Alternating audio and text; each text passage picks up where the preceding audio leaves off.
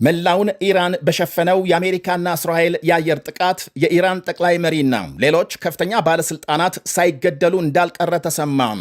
ዛሬ ማለዳ በዋና ከተማ ቴሄራን የጀመረው የእስራኤልና የአሜሪካ ድብደባ መላውን ኢራን ማዳረሱ ሲነገር በርካታ የሀገሪቱ ወታደራዊና የኒኩሌር ጣቢያዎች መመታታቸው ተመልክቷል። እንዲሁም የኢራን ጠቅላይ መሪ አያቶላህ አሊ ካማኒና ሌሎች ከፍተኛ ባለስልጣናት ኢላማ መደረጋቸውን ሮይተርስ ዘግቧል። የእስራኤል መከላከያ ሚኒስቴር ኢራናውያን ከወታደራዊ ጣቢያዎች አካባቢ እንዲርቁ ሲያሳስብ የኢራን አብዮታዊ ዘብ ዋና አዛዥ መገደላቸውን የሚያመለክት መረጃ ወጥቷል። የሀገሪቱ የቀድሞ ፕሬዝዳንት መሐመድ አህመዲነዣድ መኖሪያ ቤታቸው ላይ ጥቃት መፈጸሙም እየተነገረ ነው። በምዕራብ ኢራን ሚሳኤል ለማስወንጨፍ ሲዘጋጁ የነበሩ ወታደሮች መመታታቸውን የሚያሳይ ምስል የወጣ ሲሆን ቢቢሲ ዘግይቶ ባሰራጨው አንድ ዘገባም የኢራን ከፍተኛ ፖለቲካና የጸጥታ ባለስልጣናት በእስራኤል ድብደባም ኢላማ መደረጋቸውን አረጋግጧል። ፕሬዝዳንት ዶናልድ ትራምፕ ጥቃቱን ተከትሎ በቪዲዮ ባስተላለፉት መልእክት ኢራናውያን አገዛዙን እንዲጥሉ ጥሪ አቅርበዋል። እኛ ጀምረናል፣ መንግስታችሁን ማውረድ የእናንተ ሥራ ነው ብለዋል ትራምፕ። ምናልባትም በረጅም ዘመን ሊገኝ የሚችል ይህንን ዕድል ተጠቀሙበት ሲሉ አሳስበዋል። ሁኔታዎች ቀላል እንዲሆኑ ደግሞ የኢራን ጸጥታ ኃይሎች መሳሪያ ከጣሉ ዋስትና እንደሚያገኙ ማረጋገጫ መስጠት እንደሚገባ ገልጸዋል። በቅርቡ በኢራን በተካሄደ ህዝባዊ አመፅ በሺዎች የሚቆጠሩ ሰልፈኞች መገደላቸው ውጥረቱን እንዳባባሰ ይታወሳል። ቴሄራን አሜሪካ ጥቃት ከፈጸመች ጦር ሰፈሮቿ በሚገኙባቸው የአካባቢው ሀገሮች ላይ የአጸፋ እርምጃ እንደምትወስድ ባስጠነቀቀችው መሠረት ዛሬ ወደ ተለያዩ ሀገሮች ሚሳኤል እየተኮሰች መሆኗ ይሰማል።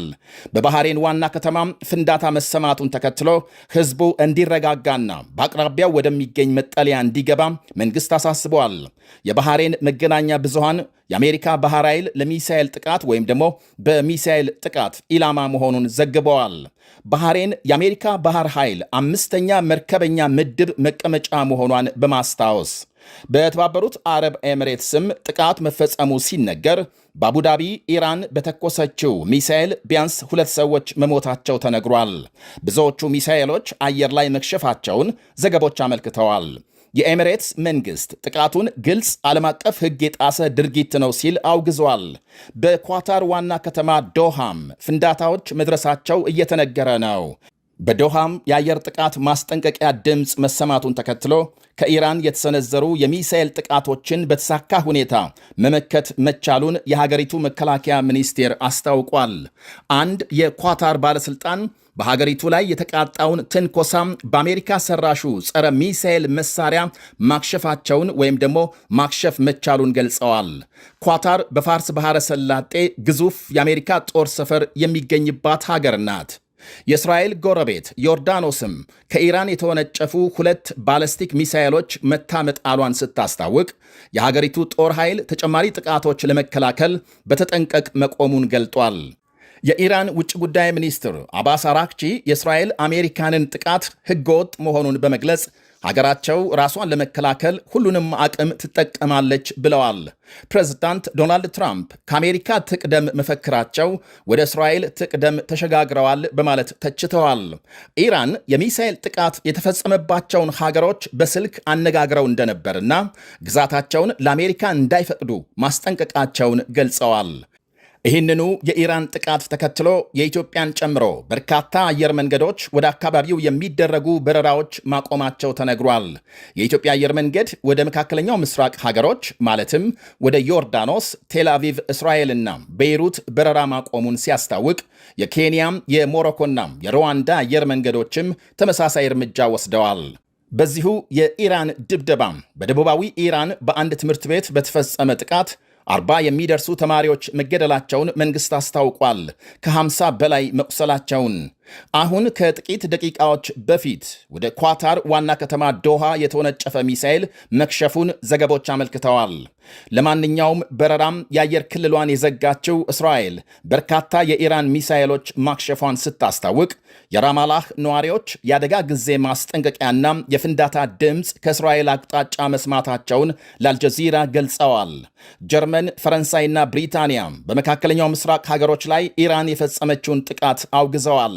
የፈረንሳይ ፕሬዝዳንት ኢማኑኤል ማክሮን፣ የጀርመኑ መሪ ፍሬድሪክ ሜርዝ እና የብሪታንያ ጠቅላይ ሚኒስትር ኪር ስታርመር በጋራ ባወጡት መግለጫም ኢራን በቀጠናው ሀገሮች ላይ የምትፈጽመውን ወይም ደግሞ ዛሬ የፈጸመችውን ጥቃት አውግዘዋል። በኢራንና አሜሪካ መካከል ድርድር እንዲቀጥል ጠይቀዋል። የተለያዩ ሀገሮችና ተቋማትም ተመሳሳይ መግለጫ እያወጡ ሲሆን የአውሮፓ ህብረት ኮሚሽን ፕሬዝዳንት ኡርሱላ ቫንደር ሌይን ጨፍጫፊ ባሉት የኢራን መንግስት ላይ ህብረቱ ሰፊ ማዕቀብ መጣሉን በማስታወስ ሁሉም ተፋላሚ ወገኖች ዓለም አቀፍ ህግ እንዲያከብሩና ሰላማዊ ዜጎችን እንዲጠብቁ ጥሪ አቅርበዋል። የጣሊያን ጠቅላይ ሚኒስትር ጆርጂያ ሜሎኒ የሲቪልና የፖለቲካ መብቶች እንዲከበሩ እንዲሁም ሰላማዊ ንግግሮች እንዲቀጥሉ ጠይቀዋል። የአውስትራሊያ ጠቅላይ ሚኒስትር አንቶኒ አልባኔዝ በበኩላቸው ሀገራቸው ከኢራን ህዝብ ጎን እንደምትቆምና ኢራን ኒኩሌር ጦር መሳሪያ እንዳይኖራት የሚደረገውን ትግል እንደሚደግፉ አረጋግጠዋል።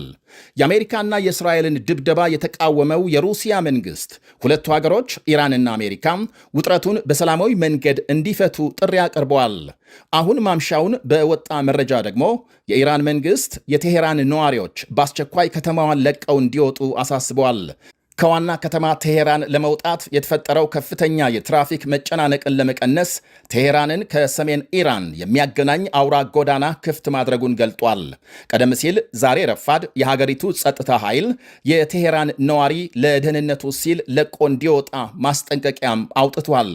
ወደ እስራኤል ስንመለስ የሀገሪቱ መከላከያ ሚኒስቴር ከጥቂት ጊዜ በፊት ባወጣው መግለጫም በኢራን አየር መከላከያ ስርዓት ላይ የተቀናጀና የተሳካ ጥቃት መፈጸሙን ሲያስታውቅ በቀጣይ አገዛዙ በሚጠቀምባቸው የተለያዩ መሠረተ ልማቶች ላይ ድብደባውን አጠናክሮ እንደሚቀጥል አመልክቷል።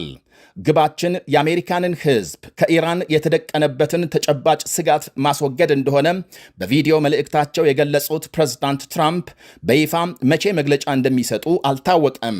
ዘግይቶ በወጣ ሌላ መረጃ የኢራን ውጭ ጉዳይ ሚኒስትር አባስ አራክቺ የሀገሪቱ ጠቅላይ መሪ አያቶላህ አሊ ካማኒ በሕይወት መኖራቸውን ገልጸዋል። የእስራኤል የዜና ተቋም ካማኒ በእስራኤል ድብደባ ሳይገደሉ እንዳልቀረ መዘገቡን ተከትሎ ውጭ ጉዳይ ሚኒስትሩ ለኤንቢሲ በሰጡት ቃለ ምልልስ ካማኒ በሕይወት መኖራቸውን ገልጸዋል። እኔ እስከማውቀው ካማኒ በሕይወት ይገኛሉ ብለዋል። ሁለት የጦር አዛዦች ከመገደላቸው ውጪ ከፍተኛ የሀገሪቱ ባለሥልጣናት በሕይወት እንደሚገኙ አመልክተዋል። በሌላ በኩል ሳውዲ አረቢያ በኢራን ጥቃት እንደተፈጸመባትና የሀገሪቱ መከላከያ ማክሸፉን ገልጻለች።